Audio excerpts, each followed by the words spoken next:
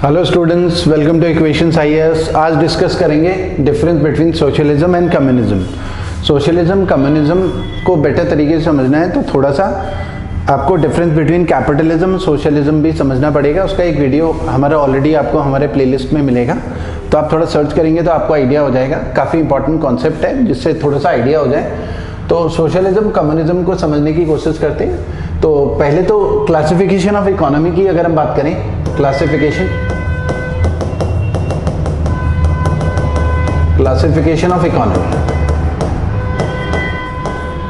Classification of economy में एक तरफ तो कैपिटलिज्म होता है और एक तरफ होता है सोशलिज्म। इन दोनों का डिफरेंस हम एक ऑलरेडी वीडियो में कर चुके हैं डिस्कस, तो उसका लिंक आपको डिस्क्रिप्शन में मिल जाएगा, या फिर ये जो आई आपको आइकन दिख रहा है इस पर क्लिक करेंगे तो आपको उसका लिंक भी मिल जाएगा इन दोनों के बीच के डिफरेंस का। तो इन दोनों के बीच के डिफरेंस में हम ज़्यादा नहीं जा रहे हैं, फिर भी ब्रीफ में समझा देता हूँ।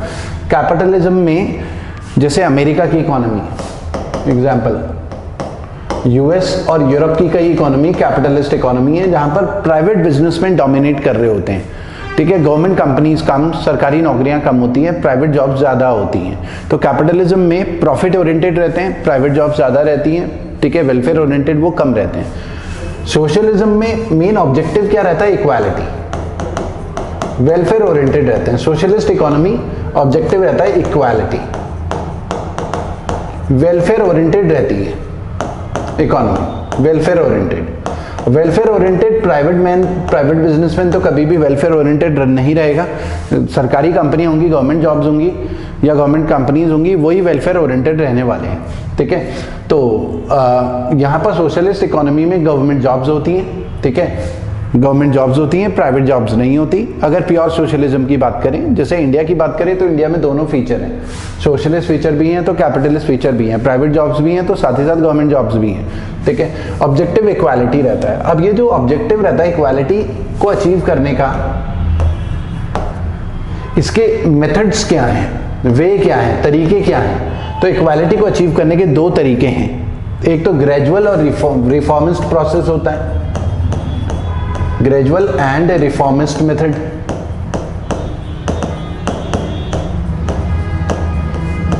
और दूसरा होता है रिवोल्यूशनरी मेथड।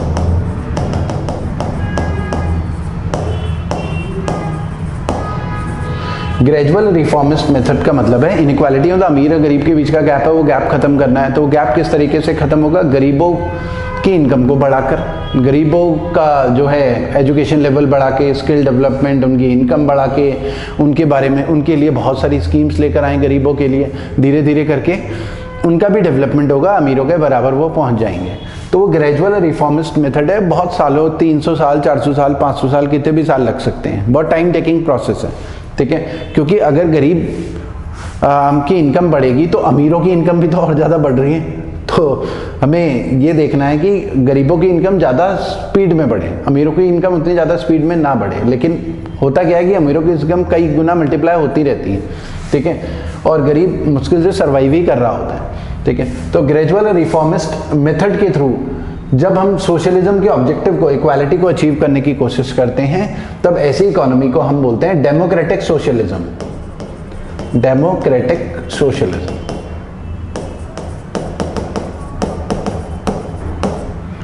ऐसी इकोनॉमी को हम बोलते हैं डेमोक्रेटिक सोशलिज्म।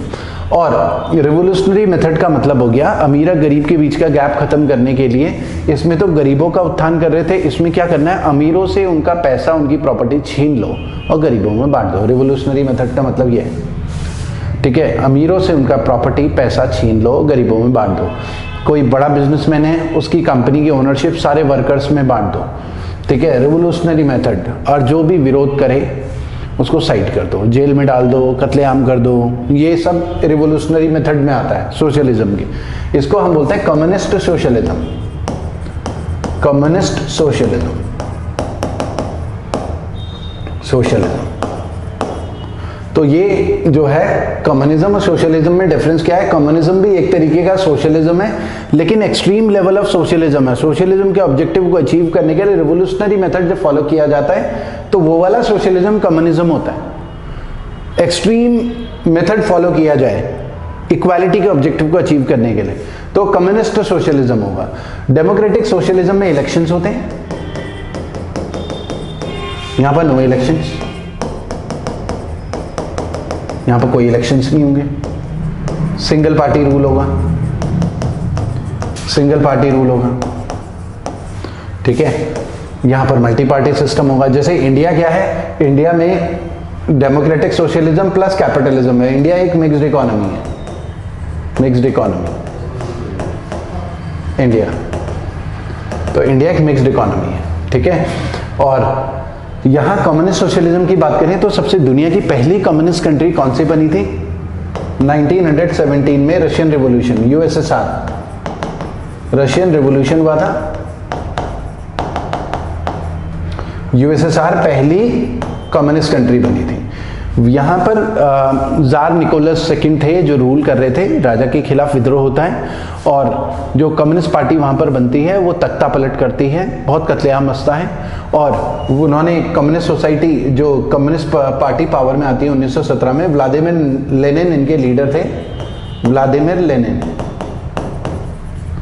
इनके लीडर थे, ठीक है। और इन्होंने क्या करा, पूरी सोसाइटी को कम्युनिस्ट सोसाइटी बना दिया। मतलब जैसे किसी के पास 500 बीघा जमीन है तो उनसे जमीनें छीन ली, 2-3 बीघा जमीनें छोड़ी कि भाई 500 बीघा का करोगे क्या, 2-3 बीघा तुम्हारे पास है, बाकी जमीन सारी सरकार की होगी। और सरकार क्या है, जिसके पास जमीनें नहीं है उसको जमीनें बांट रही है, ठीक है। जिसके पास पैसा है उसका पैसा सरकार के कंट्रोल में आ गया, अनलिमिटेड पैसा है, तो सरकार फिर गरीबों के लिए कुछ न कुछ कर रही है, ठीक है।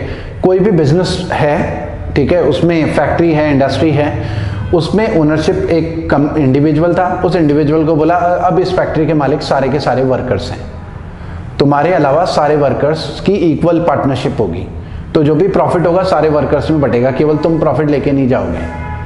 कैपिटलिस्ट इकोनॉमी में क्या होता है, जो प्रॉफिट होता है वो बिजनेसमैन का होता है, जो ओनर रहता है, वर्कर्स को तो वो सैलरी वगैरह पे कर रहा है। लेकिन यहाँ पर कम्युनिस्ट इकोनॉमी में क्या है कि कंपनी की ओनरशिप सारे लेबर में, सारे वर्कर्स में, वर्कर के राइट्स के बारे में बात कर रहे हैं, लेबर के राइट्स के बारे में बात कर रहे हैं। क्योंकि इक्वालिटी तो तभी अचीव होगी ना जब कोई भी कंपनी है उसके मालिक सारे वर्कर हो, बिजनेसमैन थोड़ी। क्योंकि कम्युनिस्ट आइडियोलॉजी तो ये कहती है कि जो बिजनेसमैन है उसके पास पैसा आ रहा है, प्रॉफिट हो रहा है, तो वो किस वजह से हो रहा है, वर्कर्स और लेबर्स की वजह से हो रहा है, वो इनका हिस्सा है जो बिजनेसमैन के पास प्रॉफिट की फॉर्म में जा रहा है, तो उस पर हक भी लेबर और वर्कर्स का होगा, प्रॉफिट में हक, इसलिए ओनरशिप सबकी होगी और सबको बटेगा प्रॉफिट, ठीक है। ये आइडियोलॉजी थी। तो सोसाइटी इसी तरीके की बनाई गई 1917 में। और जो किसान थे, किसान अगर मान लिया कि 100 क्विंटल गेहूं पैदा कर रहे थे, तो सरकार ने क्या करा, 5 क्विंटल गेहूं किसान को के पास रहने दिया कि भाई तुम्हें तो 1 साल के लिए इतना ही चाहिए, बाकी 95 क्विंटल हमारा हो गया, हम बांटेंगे गरीबों के, जिनके पास गेहूं चावल का प्रोडक्शन नहीं हुआ है, फूड ग्रेन्स वगैरह। तो सरकार ने क्या करा, जो एक्सेस सरप्लस प्रोडक्शन था इंडिविजुअल्स के पास, वो सारा का सारा ले लिया, सर्वाइवल के लिए जितना चाहिए था उतना छोड़ा, ठीक है। तो ये ऐसी इकोनॉमी को हम बोलते हैं कम्युनिस्ट इकोनॉमी। लेकिन जो प्योर कम्युनिस्ट जो थ्योरी थी वो किसने दी थी, कार्ल मार्क्स ने। ये जर्मनी के कम्युनिस्ट थिंकर थे कार्ल मार्क्स, जिसे मार्क्सिज्म भी बोलते हैं। और कार्ल मार्क्स से इन्फ्लुएंस होकर सबसे पहली कंट्री 1917 का रशियन रिवॉल्यूशन हुआ था, और व्लादिमीर लेनिन ने कार्ल मार्क्स की थ्योरी को इम्प्लीमेंट करा था। हालांकि 3-4 साल में ये समझ में आया व्लादिमीर लेनिन को कि बहुत सारी प्रॉब्लम्स हैं, इस तरीके से तो कंट्री की इकोनॉमी नहीं चल पाएगी, क्योंकि एक्सट्रीम कम्युनिज्म की वजह से प्रॉब्लम क्या हुई, जैसे अगर हम बोलें फूड ग्रेन आउटपुट बहुत बुरी तरीके से गिर गया और भुखमरी फैल गई रशिया में, ठीक है। फूड ग्रेन आउटपुट क्यों गिरा, जो किसान 100 क्विंटल पहले उगा पा रहा था गेहूं, और 100 क्विंटल बेचने के बाद उसे प्रॉफिट होता था, अपने सर्वाइवल के लिए, कंजम्पशन के लिए 5 क्विंटल बचाता था, तो अब क्योंकि सरकार ने तो 95 क्विंटल ले लिया, उसे पैसे भी नहीं दिए, ठीक है। तो अगली बार वो क्या करेगा, जितने उसे सर्वाइवल के लिए जरूरत होगी 5 क्विंटल, वो 5 क्विंटल ही उगाएगा, 95 क्विंटल में फालतू मेहनत क्यों करेगा। तो ऐसे ऐसे बहुत सारे किसानों ने किया, जितना उन्हें सर्वाइवल की जरूरत थी उतनी ही मेहनत करी, अननेसेसरी मेहनत नहीं करी। तो फूड ग्रेन आउटपुट बहुत भयंकर तरीके से गिर गया और रशिया में भुखमरी फैल गई, लाखों लोगों की डेथ हुई। और इंडस्ट्री में भी ओनरशिप जब सब में बांट दी तो डिसीजन मेकिंग भी नहीं हो पाया किसी भी कंपनी में, फैक्ट्री में, ठीक है। और उस वजह से फैक्ट्री भी लॉस में होने लगी, क्योंकि बिजनेसमैन को जब प्रॉफिट होता है तो बिजनेस अपनी कंपनी का एक्सपेंशन करता है, क्योंकि कंपनी अच्छे से तब चलती है जब एक बंदे के पास में डिसीजन मेकिंग पावर हो और उसकी अथॉरिटी चलती हो, वो ऑर्डर देता हो, ठीक है। तो जब इतने सारे वर्कर्स ही ओनर हो गए तो आपस में लड़ाई झगड़ा, डिफरेंस ऑफ ओपिनियन, कोई भी चीज़ ठीक तरीके से इंप्लीमेंट नहीं हो पाई, फैक्ट्री वगैरह सब बहुत ज़्यादा लॉसेस होने लगे, ठीक है। तो थोड़ा सा इसमें चेंजेस करे गए। तो कार्ल मार्क्स की जो थ्योरी थी उसमें कुछ अमेंडमेंट्स करके व्लादिमीर लेनिन ने रशिया में न्यू इकोनॉमिक पॉलिसी लेकर आए जिसे लेनिनिज्म बोलते हैं, ठीक है। अच्छा, ये भी समझ लेते हैं कि मार्क्सिस्ट या कम्युनिस्ट आइडियोलॉजी जो है सबसे पहली कंट्री रशिया बना था। और बात करें 1949 चाइना, चाइनीज रेवोल्यूशन हुआ चाइना में, चाइना भी कम्युनिस्ट कंट्री बना, सिंगल पार्टी रूल है चाइना, आज भी कम्युनिस्ट कंट्री है। रशिया जो है टिल 1991 तक कम्युनिस्ट कंट्री था। उसके बाद रशिया यूएसएसआर हुआ करता था, यूएसएसआर 15 देशों में टूटा, ठीक है, और फिर डेमोक्रेटिक सोशलिज्म में कन्वर्ट हो गया यूएसएसआर, ठीक है। तो 15 देशों में टूटा, उन 15 देशों में सबसे बड़ा देश रशिया था, ठीक। चाइना आज की डेट में भी कम्युनिस्ट कंट्री है, सिंगल पार्टी है, कम्युनिस्ट पार्टी ऑफ चाइना, उसमें रूल कर रही है 1949 से लेके आज तक। वहाँ भी इसी तरीके से कम्युनिस्ट आंदोलन चला और बहुत कत्लेआम मचा। जो बिजनेसमैन है जो प्रोटेस्ट कर रहे थे, जो कम्युनिस्ट आइडियोलॉजी का विरोध कर रहे थे, बहुत खून खराबा हुआ, कत्लेआम मचा। जो विरोध करेगा उसे जेल में डालो, गोली मार दो, ये सब कम्युनिस्ट आइडियोलॉजी। कार्ल मार्क्स ने कभी नहीं बोला कि भाई गोली चलाओ इक्वालिटी को अचीव करने के लिए या कत्लेआम मचाओ, लेकिन कार्ल मार्क्स की थ्योरी से जो है इन्फ्लुएंस होके बहुत सारे लोगों ने काफ़ी ज़्यादा कत्लेआम भी मचाया, ठीक है।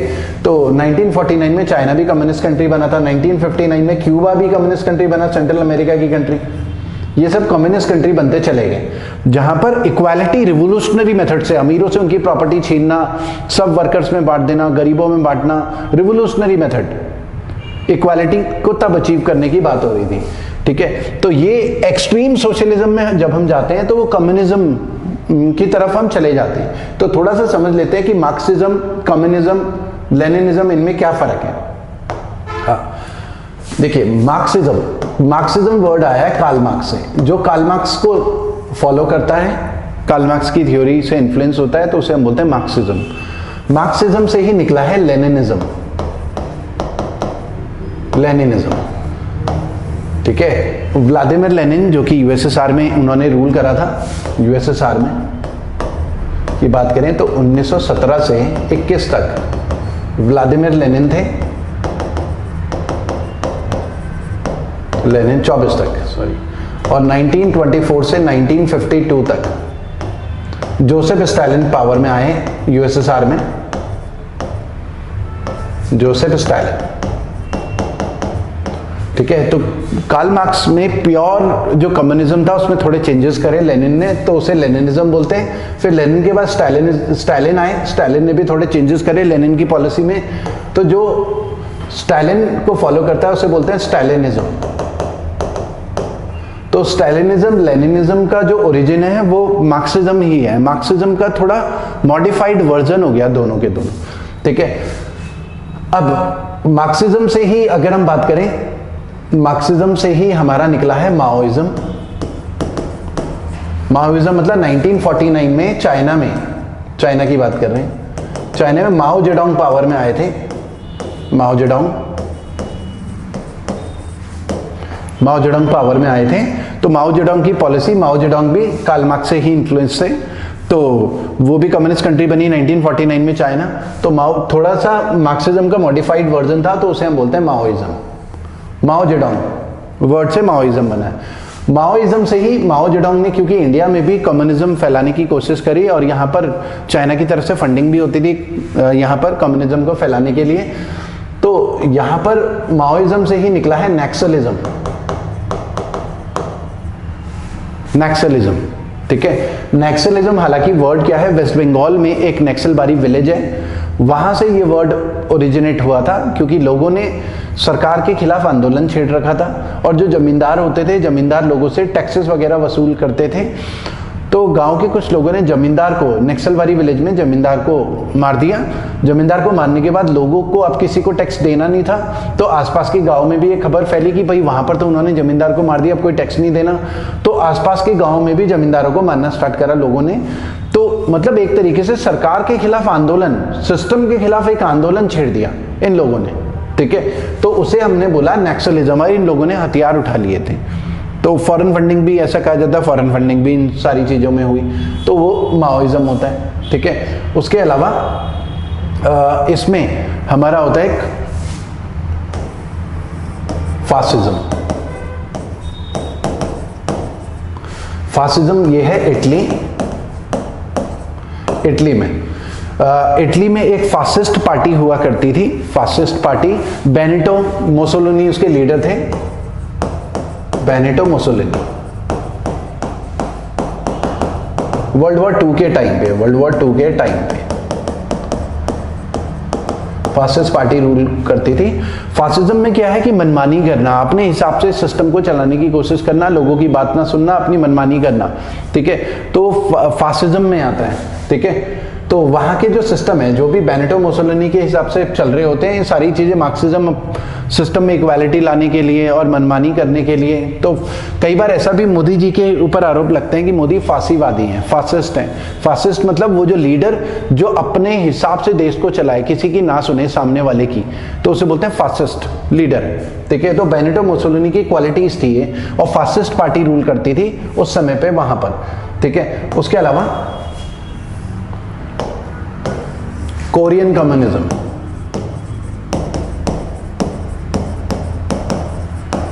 कोरियन कम्युनिज्म अलग तरीके का है। जैसे नॉर्थ कोरिया में कम्युनिज्म है, किंग जोंग उन वहाँ के किंग हैं, और चाइना क्योंकि उसमें फंडिंग करता रहता है, चाइना उसे सपोर्ट करता रहता है, तो वहाँ का कम्युनिज्म थोड़ा सा डिफरेंट हो गया। किंग जोंग उन वो रूल कर रहे हैं, मोनार्की टाइप हो गई, और अपनी मनमानी करते हैं। ठीक है, अपनी मनमानी करते हैं, अपने हिसाब से कंट्री को चलाते हैं। वहाँ पर बिजनेस फ्रीडम वगैरह कुछ नहीं है, सरकार ही सब कुछ करने वाली है। वहाँ अंदर क्या क्या होता है बाहर किसी को कुछ नहीं पता। आपने वीडियोस वगैरह आप यूट्यूब में सर्च करके देख सकते हैं। किंग जोंग उन जीन्स पहनना अलाउड नहीं है नॉर्थ कोरिया में। जब किंग जोंग उन हंसेगा तो सब हंसेंगे, जब वो चुप होगा तो सब चुप होंगे। तो इस तरीके का सिस्टम नॉर्थ कोरिया में है। ठीक है, मीडिया के ऊपर सारा कंट्रोल किंग का है, किंग जोंग उन का। ठीक है, उनके एजुकेशन मिनिस्टर ने मीटिंग में जमाई ले ली थी, तो एजुकेशन मिनिस्टर को तोप में बांध के उड़ा दिया था किंग जोंग उन ने। इस तरीके का सिस्टम है वहां पर। तो कोरियन कम्युनिज्म थोड़ा सा अलग है। उसके अलावा क्यूबन कम्युनिज्म, क्यूबा में भी हमने बात करी थी, क्यूबा में भी हमने बात करी थी कि 1959 में क्यूबन रेवोल्यूशन हुआ और क्यूबा कम्युनिस्ट कंट्री बनी। दुनिया की पहली कम्युनिस्ट कंट्री 1917 में रशिया बनी थी, यूएसएसआर बोलते थे। रशिया तो 1991 में बना है, यूएसएसआर के जब 15 टुकड़े हुए थे। ठीक है, और फिडेल कास्ट्रो उस समय लीडर थे, उसके बाद रॉल कास्ट्रो, फिडेल कास्ट्रो की डेथ के बाद। ठीक है, तो ये हमने थोड़ा समझने की कोशिश करी कि सोशलिज्म और कम्युनिज्म में डिफरेंस क्या है। Extreme level of socialism communism होता है। ठीक है, तो आपको वीडियो पसंद आए तो लाइक जरूर करें और बेल आइकन जरूर सेलेक्ट कर लें, ताकि कोई भी हम इंफॉर्मेटिव वीडियो डालें तो आपको नोटिफिकेशन जरूर जाए। Thank you students.